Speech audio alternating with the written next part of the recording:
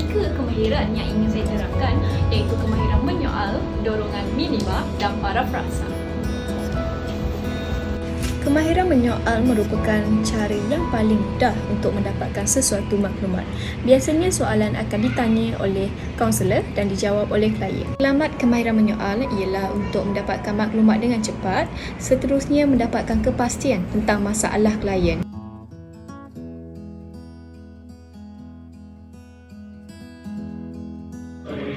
Kemahiran menyoal terbahagi kepada dua, iaitu kemahiran soalan terbuka dan soalan tertutup. Kemahiran menyoal merupakan salah satu cara yang paling mudah untuk mendapatkan sesuatu maklumat daripada klien. Bagi soalan terbuka, ia digunakan apabila kaunselor ingin mendapatkan jawapan dan penjelasan yang lebih jelas daripada klien. Soalan terbuka ini juga membantu kaunselor memahami pemahamannya yang kabur mengenai penceritaan klien. Di samping itu, ia memberi peluang kepada klien untuk menyampaikan cerita tanpa wujud rasa defensif. Ia juga merupakan perbincangan dan ulasan yang panjang tetapi tidak memerlukan jawapan yang khusus.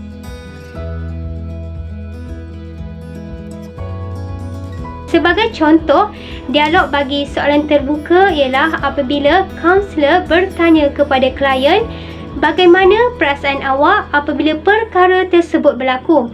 Maka klien akan jawab, saya berasa sangat kecewa kerana dia telah memungkiri janji sedangkan saya sangat mempercayai dirinya. Itu adalah contoh bagi soalan terbuka yang digunakan bagi membolehkan klien bercerita masalahnya dengan lebih mendalam. Akan menerangkan kemahiran menyoal, iaitu soalan tertutup. Soalan tertutup adalah sejenis soalan yang menghadkan jawapan kepada satu atau beberapa perkataan sahaja. Bagi soalan tertutup, biasanya dimulakan dengan perkataan bila, siapakah, adakah dan sebagainya sahaja. Matlamat menggunakan soalan tertutup adalah untuk mendapatkan sesuatu fakta atau maklumat yang khusus. Walau bagaimanapun, penggunaan soalan tertutup secara bertubi-tubi bukan sahaja membebankan kaunselor tetapi menyebabkan klien merasa seperti disoal sesat. Dengan itu, jelaslah bahawa kemahiran soalan tertutup adalah satu kemahiran yang penting dalam sesi kaunseling. Contoh soalan tertutup yang digunakan dalam sesi kaunseling adalah, adakah awak dah makan? Soalan ini klien hanya menjawab ya atau tidak. Contoh yang kedua, siapakah yang pergi bersama awak? Klien akan menjawab, setiausaha saya. Jelaslah bahawa soalan tertutup hanya memerlukan jawapan yang pendek dan ringkas sahaja.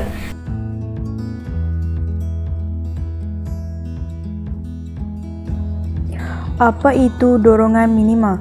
Dorongan minima adalah mengulangi kata kunci atau perkataan pendek daripada penceritaan klien. Dorongan minima terbahagi kepada dua, iaitu lisan dan bukan lisan.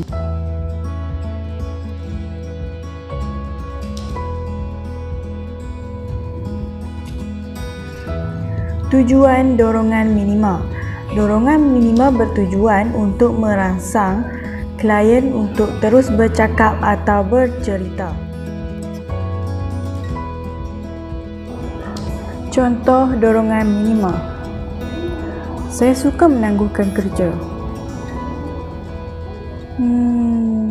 Kemudian,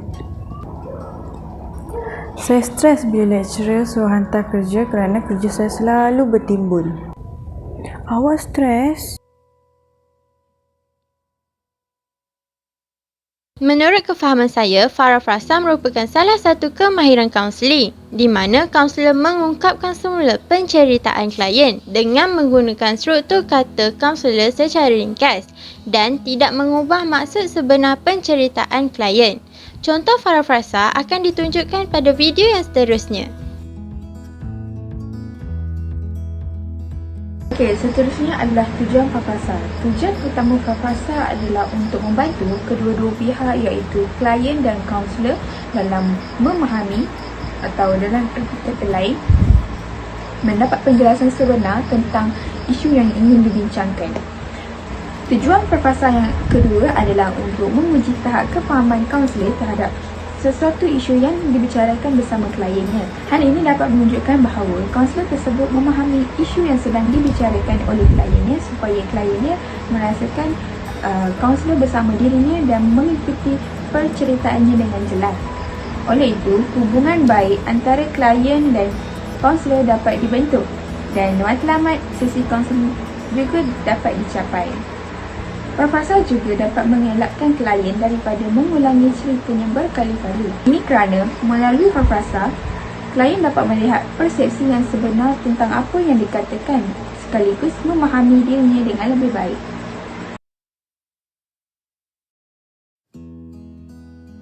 Selepas kejadian itu berlaku, saya rasa hilang motivasi nak buat semua perkara. Saya suka tangguh kerja, saya skip kelas dan saya asyik rasa sedih bila duduk seorang diri. Saya rasa saya susah nak lupakan dia. Sejak awak ditinggal kasih awak, tidak awak jadi serba-serbi tak kena sebab awak rindukan dia?